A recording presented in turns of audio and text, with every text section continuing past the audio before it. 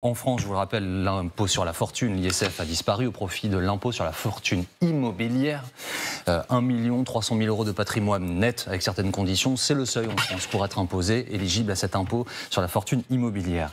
Non, le dernier élément en date, il nous vient du Parlement européen. Un groupe, les écologistes, Nargis, propose de taxer les super riches. Oui, exactement. Tout part d'un rapport de l'ONG Tax Justice Network. Et donc, il a été commandé et dévoilé au Parlement européen par le groupe écologiste. Donc, c'était hier. C'est un impôt sur la fortune, mais européen. Et j'ai épluché ce rapport. Il pourrait rapporter aux caisses publiques plus de 200 milliards d'euros chaque année. Comment? Eh bien, en taxant les 0,5% les plus riches de chaque État européen, qui concentrent à eux seuls 20% de la richesse européenne. Cette taxe, elle prendra en compte les revenus générés par l'immobilier, les dépôts bancaires, les parts d'entreprise ou encore les œuvres d'art, par exemple.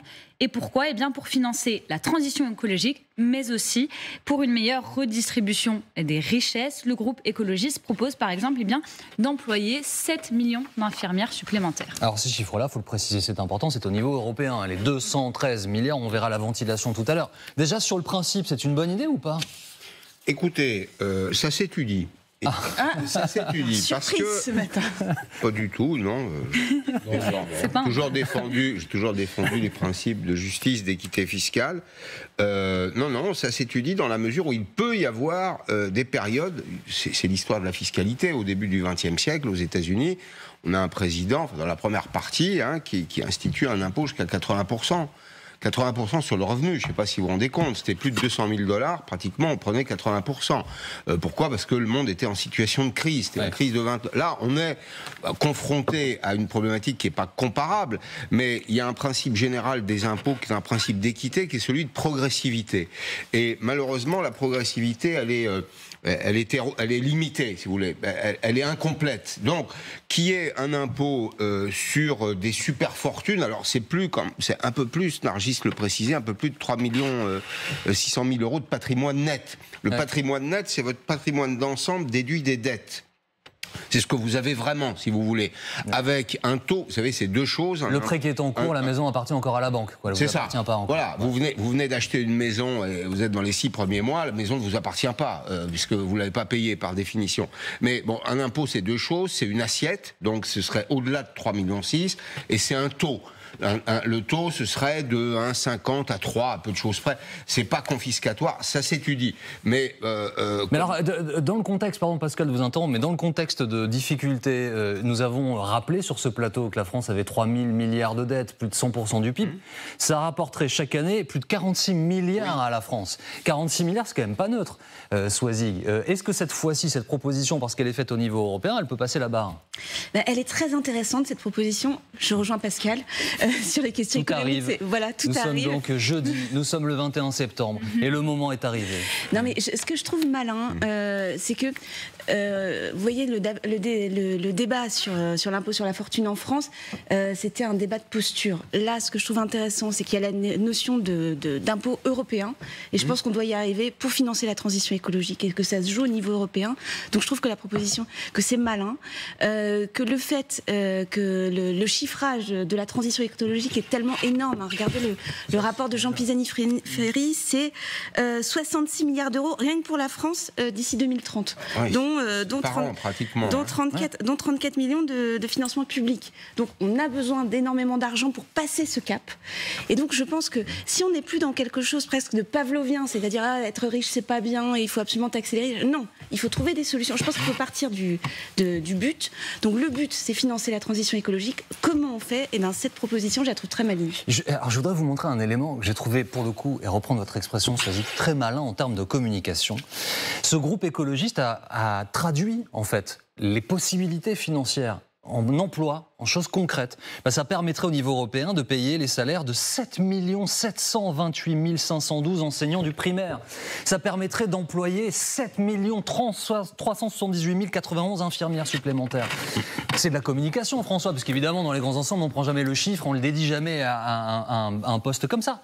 mais ça fait réfléchir. Non, mais moi, ce que je trouve le plus intéressant à travers cette idée-là, c'est que pour la première fois, on remet sur la table une fiscalité européenne. Ça ne veut pas dire que c'est l'Union européenne qui va prélever cet argent. Ça veut dire que tous les États européens, les 27, chacun chez soi, va mettre en place cette politique et probablement s'entendre sur ce taux-là. Mais le problème, c'est que personne en Europe n'a envie de s'entendre là-dessus. Alors je ne dis pas que c'est bien de ne pas s'entendre, je dis juste que la réalité aujourd'hui en Europe, malheureusement, c'est que vous avez de grandes divisions, y compris d'ailleurs entre les pays les plus développés, les plus riches de l'Union européenne, essentiellement à l'ouest. Vous n'avez même pas d'accord entre nous. Regardez par exemple le différend qu'il y a eu entre la France et les Pays-Bas.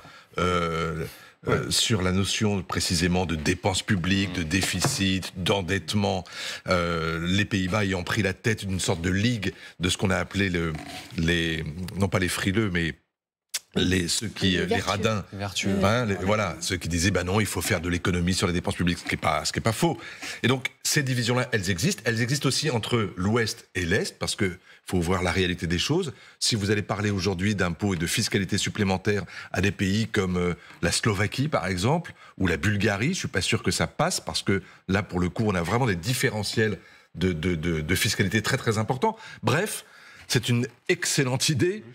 Sur le papier, dans la réalité, je ne suis pas sûr que les 27 arrivent à s'entendre sur ce genre. Un accord. Ouais. Il y a 140 pays qui ont signé un accord sur la fiscalité des entreprises. Pour faire payer à minima les entreprises nationales juste à hauteur de 15%. Donc, si les Hollandais viennent nous parler de dépenses publiques, on peut aussi leur parler en soi du double sandwich hollandais. On peut aussi leur envoyer Pascal Perry. Non, mais juste d'un mot, pardon, ce que c'est que le double sandwich hollandais, c'est les allers-retours entre les Pays-Bas et l'Irlande qui permettent au Google, au Facebook et compagnie de ne pas payer d'impôts en Europe. Donc, calmez-vous les Pays-Bas, vous traînez vous aussi vos semelles de plomb. Voilà, pour le coup, c'est peut-être un tout petit peu plus simple de faire de la fiscalité sur les entreprises au niveau européen ou au niveau de l'OCDE.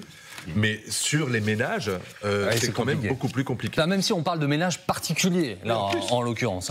Et vous vous souvenez dans le programme de François Fillon, qui était très abouti, on était d'accord ou pas, mais c'était un programme très travaillé pour 2017, il y avait le rapprochement fiscal entre la France et l'Allemagne.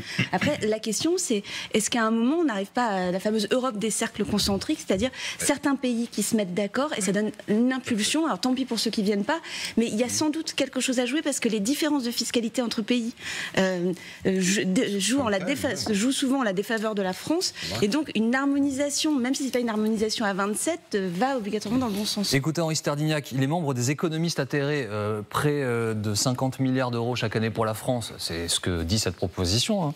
Bonne idée. Écoutez, monsieur Sterdignac. 46 milliards pour la France, ça représente à peu près 2 points de PIB. C'est donc de quoi combler une très grande partie de notre déficit, et c'est de quoi éviter d'avoir à prendre des mesures d'austérité. C'est l'équivalent du budget de l'éducation nationale. Bon, il n'y a aucune mesure d'austérité en France. Le budget, il est au contraire extrêmement expansif.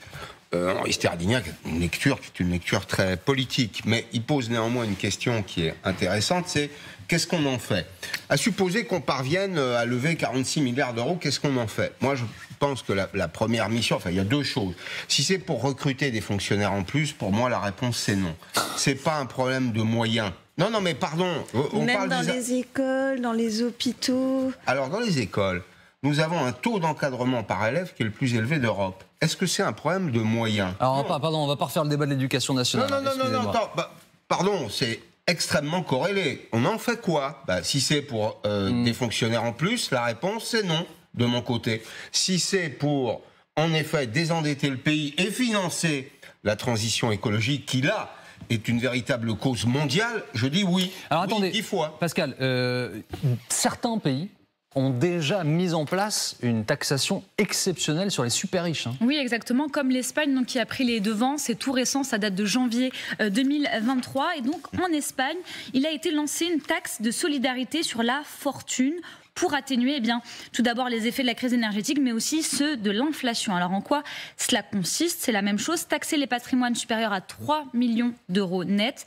et cela concerne environ 20 000 Espagnols sur une population de 50 millions d'habitants environ, et donc baisser sur l'impôt sur le revenu pour les petits contribuables. Vous l'avez dit, Jean-Baptiste, c'est temporaire, ça devrait durer 2 ans et rapporter 3,144 milliards au pays.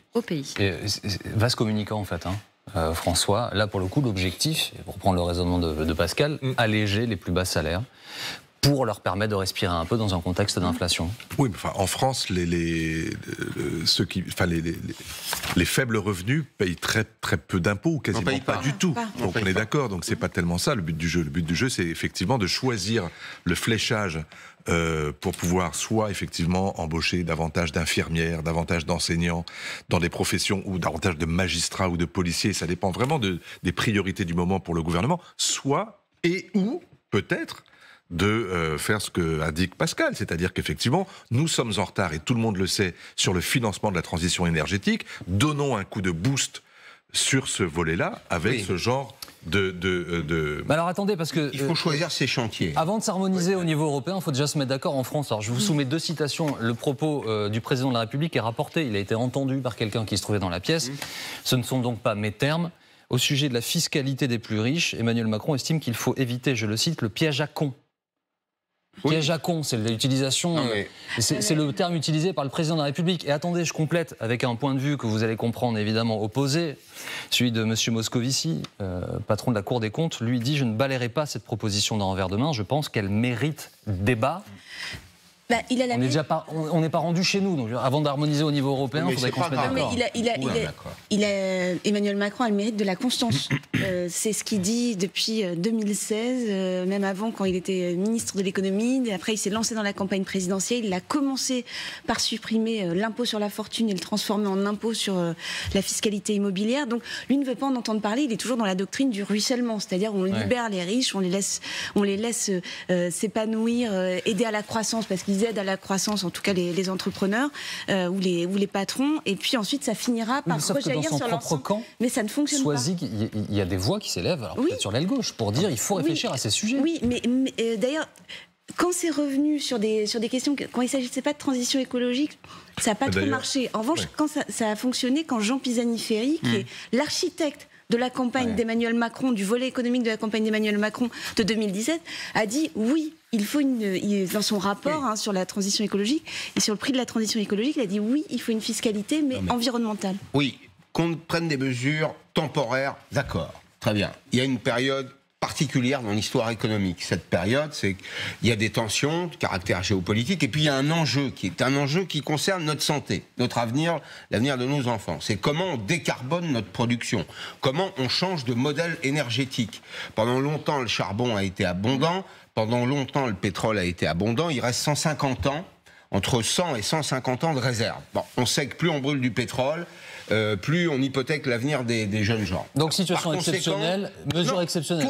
C'est un tournant, c'est comme la machine à vapeur. C'est un tournant dans l'histoire de l'humanité. Et il faut trouver de l'argent. Alors, le privé en a, mais le public aussi. Et que dans cette période-là, les plus riches, mais attendez, les plus riches, ils respirent le même air que nous, que je sache. Ils sont concernés de la même façon par le changement climatique. Il reste 30 secondes. Ils polluent plus. François. Non, mais c'est évident que la priorité devrait être au financement de la transition énergétique. Oui.